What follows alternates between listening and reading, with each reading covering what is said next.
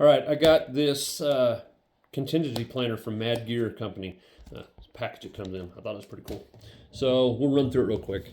All right, so it's a contingency planner. It's an outline that you fill out yourself. All right, you fill out the table of contents because you're putting this in here. You're kind of doing basically a small area study. All right, you'd come up with a condition, the definition. All right, whatever might happen around you. I have a fertilizer plant by my house that makes ammonia, so I might put ammonia leak. All right, that would be something for me.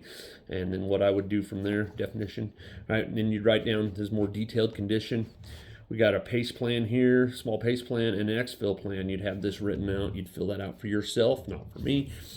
All right, another page. So you got a few pages of these. All right, then you'd have a bigger pace plan, more detailed pace plan here. And you got a couple pages of that so you can fill out. Then you got an exfil plan where you might be going to. You can actually draw a map or copy and paste a map on there. So a more detailed exfil plan, which is nice.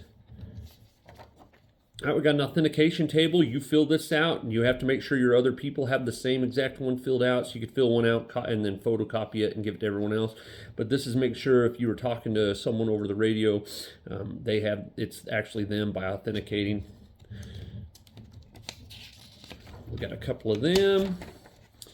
Card of the day. So if you're using like an analog radio or out in the open, you wouldn't want to use names and places. So you would actually put like your house would be bread. People, let's say mom would be mountain. And you would change those up a little bit. So you're not giving all your information out in the open. So you got a couple cards for that. Got a cipher table that you can do cipher. You can put in key and then encode some words. All right, a couple of them. You got notes and references, frequencies. So you got that for write down. You also got some radio stuff here, phonetic alphabet, radio frequencies, basic radio terminology, the Q codes for ham radio operators, right?